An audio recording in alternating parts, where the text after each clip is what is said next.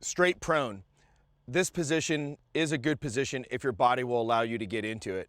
Dependent upon body types and or what type of kit you might be running or wearing at that moment in time, you may or may not be able to get into a straight prone position, and urban prone may be a little bit more beneficial to you as a shooter. However, it's one of my more preferred positions because for me, I'm able to get flat to the earth. And what I like about the position is being able to take the handgun and put it right on the ground. However, there's a lot of different things that can get in your way when you're in a straight prone position. For instance, first thing is a ball cap.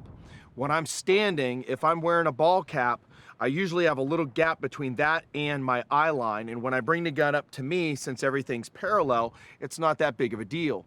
But when I'm in a prone position, a lot of times my head's really low and I'm trying to angle my head to look at the sights and try to get a good dominant sight picture. And that's also going to be dictated on where exactly on the threat am I shooting.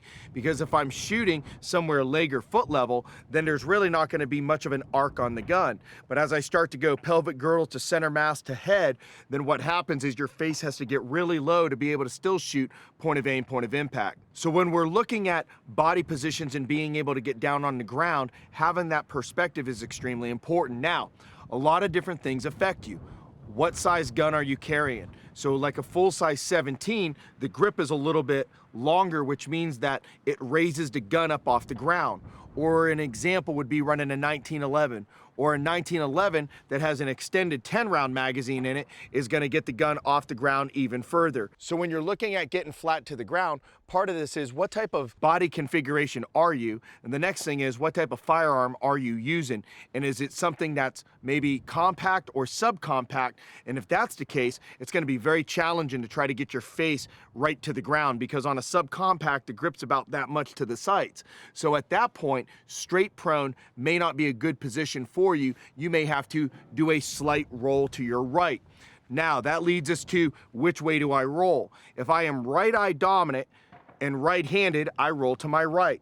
If I am left eye dominant, left-handed, I roll to my left. But if I'm left eye dominant and right-handed, I still roll to the left. And the reason why is I want that eye line going right down point of aim, point of impact. And what typically can happen for people that are left eye dominant, right-handed, as I extend the arm out, I can't get my eye back behind the sights. So our body positions, dependent upon eye dominancy, is going to change as well.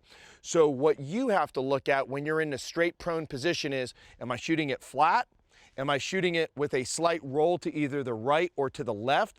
Or am I starting to stack hands? Now, two general ways in order to stack hands that some people like. One is we just take this thumb, we wrap the fingers around right here, I make a fist, and then I've just stacked my hands on top of one another, which basically elevates the gun. One other way is interlocking my fingers together. I wrap the fingers around the thumb, I interlock everything, and I still stack hands. The only difference is my fingers are locked. I don't particularly care for this technique, especially when we're dealing with handgun and things are up close and personal. I don't like locking any of my body parts together to where if I'm trying to get my hands apart or I'm trying to get up really quickly, I don't want that to be a hindrance to me. So I want to be able to have a little bit of freedom there, and if I just put one fist over the other fist and stack hands, usually I'm able to get up off the ground and break that apart a lot faster than if I interlock. So what we're looking at is 4 general positions: stacking hands and interlocking, rolling to either the right or the left, or shooting flat prone. Now, some other things that affect us, because there definitely is a lot here. How far away from the suspect am I shooting? And that's going to be determined also on the arc or the degree of trajectory that you're trying to achieve from the ground.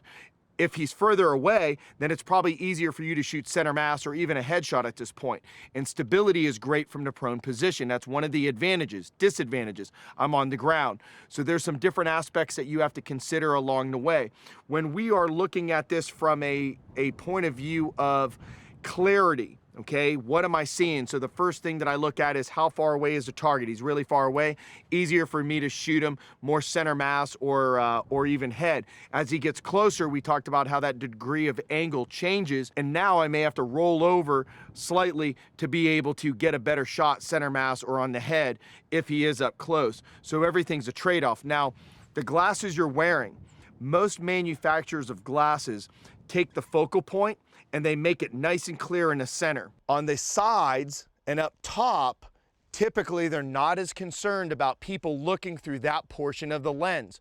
So there's a good chance that while you're down on the ground, if you're looking through that portion of the lens, things may appear slightly blurry to you. The other reason why they may be slightly blurry to you, if you're like me, on the lenses right here, on the back side, I get a lot of grease from my eyebrows or a lot of sweat, and then what happens is throughout the day dust and dirt get there, and then when I try to look through that impedes my vision and my focal point, which means I won't have clarity on the target. Now, depending upon the kind of glasses you use, these particular Smith Elite glasses, when I shoot from the prone position, because they're really low profile, what happens is in the prone position, I end up shooting over the frame and the lens. But if I wear a pair of Oakley like gas cans, then what happens is that frame comes up much higher, and that'll literally block my sights if I'm trying to do that. The lens can affect your clarity, and dependent upon the frame you're using, it could block your vision dependent upon where your eyes are trying to attack the sights. Now, some people will say you have a tendency to shoot high. I believe if you get your eyes or your gun up to where they're level with one another, then you'll shoot point of aim, point of impact. But what has a tendency of happening, causing people to typically shoot high, is you see 3 across, but from the top. So that's why we either have to get our face down to the gun or get our gun up to our face in order to make that shot. In the end, what we're looking at is some things that affect us: our ball caps, our glasses, our lenses, that quality. Are they clean? Okay, are you looking through a part of your lens that is dirty as well? What type of gun are you carrying? What is the environment in which you're in? Are you shooting down on something? Are you shooting up on something? Is the subject close? Is he far away? All these things are really tied together, oddly enough, to where they can cause you some problems. And I need you to be able to react immediately and start fixing problems as soon as they're happening. So what we're looking at here is getting up and down from the prone position as well. I still like to use support and break my fall as I'm getting down. Couple things: once I hit the ground, I gotta watch what I'm doing, making sure that my trigger finger is outside on the receiver. I extend the gun out, I shoot. If I'm running double single and I'm done shooting, I decock. If I'm running a 1911, the thumb safety goes up and on, so if I slip, trip, and fall and bite it, that gun's not gonna discharge. If you're in an immediate engagement and you're dropping positions really quickly, one of the things that you have to look at is, do you hurry up and get back up? If I don't hear any other gunfire around me, and if I don't see anybody else around me because I'm not part of a team, I'm just by myself, then chances are I'm probably just gonna pop right back up and try to get back up to my feet. However, if I'm working with other military personnel and/or law enforcement and there's been gunfire behind me, one of the things that I'm going to do is take a quick look over my shoulder so that I don't have a blue on blue situation and get up in the line of fire of somebody that was unfortunately shooting over my head and shouldn't have been. So I want to make sure I give a quick look behind me. Now, there's that difference. If I'm in a sustained fight, I have a decision to make. Do I hear gunfire? Do I not? If I do a quick look and I get back up and try to change my position. If I don't, you wouldn't necessarily be wrong for making a choice and saying, hey, I'm getting up. And then, of course, from there, moving to a better position. As any of the positions are on the ground, one thing is in common. If the gunfight is over and you've grounded this guy, one thing that you need to do is a search and assess on the ground. Then when you get up to a kneeling, you need to do another search and assess because you're starting to see more of your surroundings. People that are hiding or maybe taking up a kneeling position themselves or maybe even prone. And then when you finally stand up, you do yet another search and assess because now I can see things from a different perspective. I'm always checking my surrounding. So prone is a position of advantage. There are some anomalies about it, which is your build, your lifestyle, your gun. These things can affect us. So hopefully this gives you a little bit of information, and then at the end of this, you're gonna kind of pick the style that works best for you.